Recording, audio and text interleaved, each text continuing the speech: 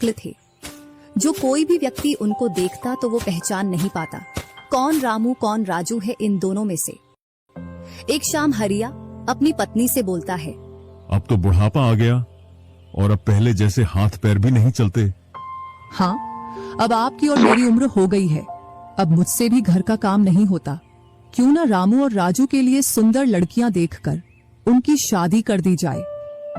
हाँ भाग्यवान, तू बोल तो सही रही है, लेकिन मुझे रामू की फिक्र है, क्योंकि उसे काम में आलस आता है और वह कैसे अपना गुजारा कर पाएगा।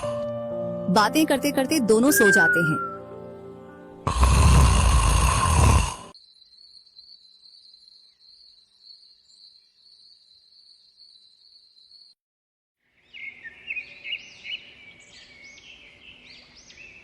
और सुबह उठकर हरिया रामू राजू से बोलता है, तुम दोनों खेतों पर चले जाना और एक खेत को खोद आना जिसमें मैं आकर बीज बो दूंगा।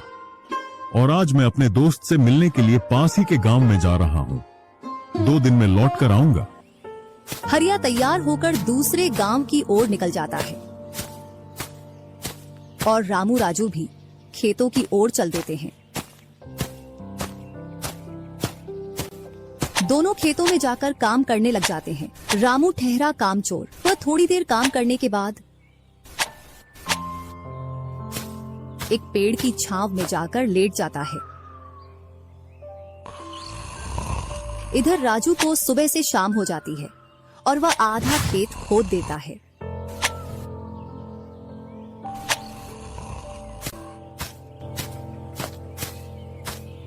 और हरिया भी अपने दोस्त के पास पहुंच जाता है। अरे भाई हरिया, कैसे आना हुआ? तुझसे मिलने की इच्छा हुई तो मिलने आ गया। चल अच्छा है, पहले भोजन करते हैं, इसके बाद गप्पे लड़ाएंगे। दोनों साथ में भोजन करते हैं।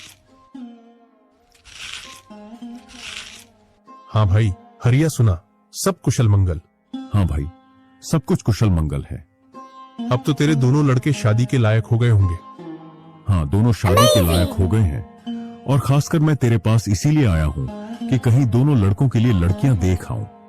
वैसे अपनी भी 2 बेटी हैं और दोनों खूब होशियार और चंचल है। अब दोनों की भी उम्र शादी के लायक हो गई है। अगर तुझे कोई एतराज ना हो तो क्यों ना इस दोस्ती को रिश्तेदारी में बदल दी जाए। इतना सुन हरिया बड़ा खुश होता है। जब वह दोनों लड़कियों को देखता है तो दोनों बहुत ही सुंदर थीं।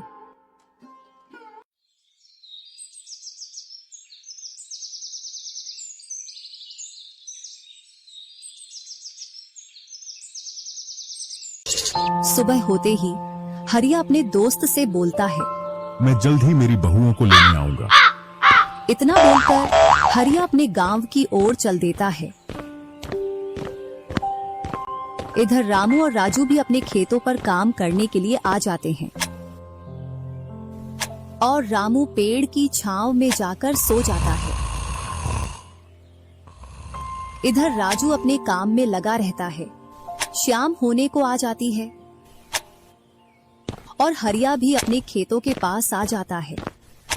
रामू की आंख खुलती है तो हरिया उसको आता हुआ दिखता है, तो वह खेत में जाकर काम करने लग जाता है।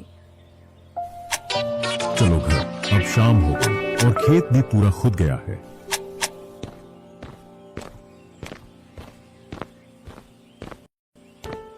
तीनों साथ में घर पहुंच जाते हैं। हरिया अपनी पत्नी और दोनों लड़कों को बताता है कि वह इन दोनों की सगाई पक्की कराया हूं और वह कुछ दिन बाद दोनों का विवाह कर देता है। ऐसे ही कुछ वर्ष निकल जाते हैं। हरिया और उसकी पत्नी का स्वर्गवास हो जाता है और दोनों भाई जमीन और घर का बंटवारा कर लेते हैं।